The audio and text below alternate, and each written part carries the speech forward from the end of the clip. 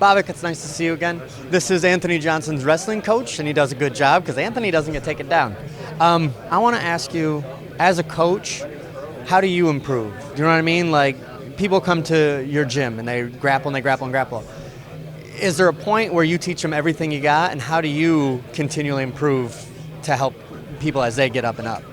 All right, you know, when you teach people at the same time when you're teaching, a lot of stuff, it opens your eyes up to other things. So basically what happens, you're learning as you're teaching. You find like new loopholes, you find a lot of new stuff you could teach.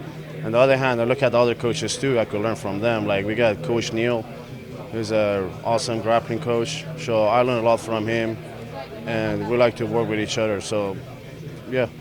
Do coaches ever, I was talking to a guy who's American wrestler from the middle of Iowa, and he doesn't like West Coast wrestlers, he doesn't like East Coast wrestlers, So when you get to European wrestlers and the way they just kind of flow and relax versus American wrestlers, how they're all, is it ever difficult for you to use your style and teach someone else who has all their stuff stuck in their head? Yeah. Well, luckily, I know all three styles.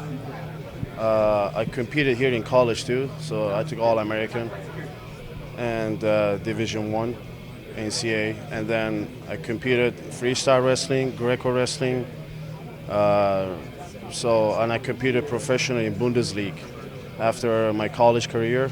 So I got all three: freestyle, collegiate, and Greco-Roman. So Anthony is getting all three at once. And like you said, I'm just thinking all the time. I say the same thing. On your feet, you should think like a freestyle wrestler. Once you hit the ground, then you should know a lot of collegiate wrestling. So I'm trying to, whoever I get, I don't want them to just get brute because you don't learn. You go slowly, you go all smooth, like you said, like freestyle wrestlers, Greco, the Olympic wrestling kind of, and then as the time goes by, he gets better, so you go harder and harder. Now, when you watch fighting, especially from your trained eye, you see there was a time where just wrestling, Mark Coleman, Mark Kurt, just wrestling was enough. And then kickboxing, Maurice Smith got good, and all those guys. And then it turned back into like Chuck Liddell. And Anthony is almost a Chuck Liddell type. I'm gonna stand up, I'm knocking you out. Where do you see it going? How did we get here? You know, jiu-jitsu is no longer just gonna work, and wrestling, where are we going now? I tell you this, Russians are coming. Because, you know, you got those Chechen wrestlers, Dagestan, they know Sambo, freestyle wrestling, so they're coming to UFC. If you ask me, a lot of old BGG guys, they're gonna get out, and these wrestlers are gonna come in and take their place.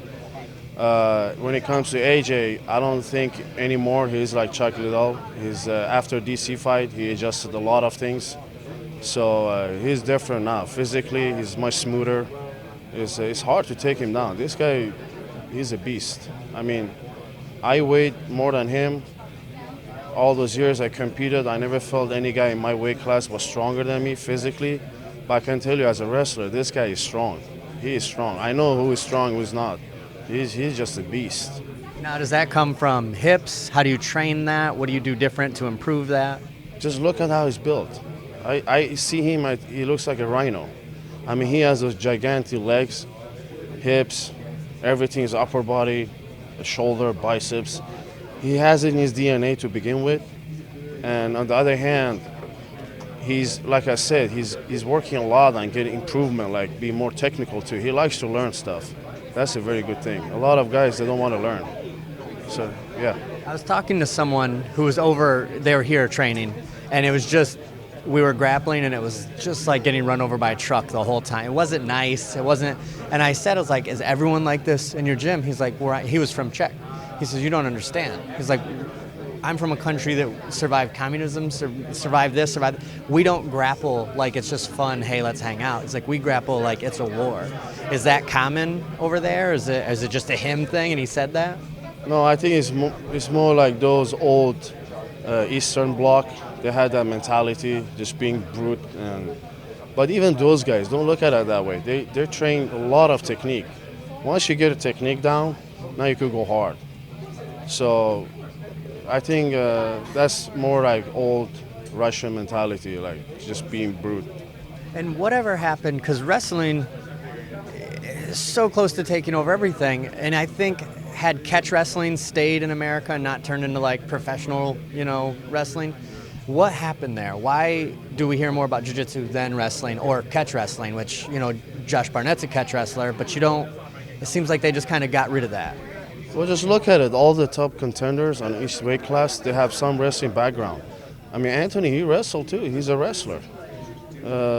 Jones, he wrestled too. I mean, a lot of these guys have that wrestling background, which physically, I tell everybody, it's not about the sport of wrestling itself, what it does to your body physically. You just become a monster. Mentally, you become very, very tough as well. So you got all in one. Those guys they're beasts.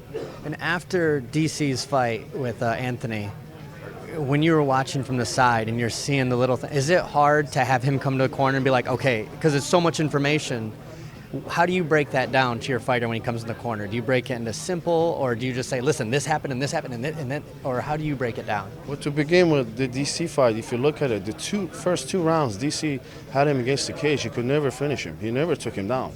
That's when Anthony just went hard at him and he kind of got a little bit tired. That's when DC managed to take him down. First two rounds, he didn't take him down. He was doing really, really well. So when it comes to break things down to him, I won't be like very picky on it. You just give him a little bit of space, and then after that he calms down. Then you start telling him, this is what you make mistake. I usually write down. I show him the films. I even film us when we train, and after that I could send it to his WhatsApp, and he looks at it when he's home. So that's how it works. Thank you so much for your time, bud. Appreciate it's great seeing you Thank again, you. brother.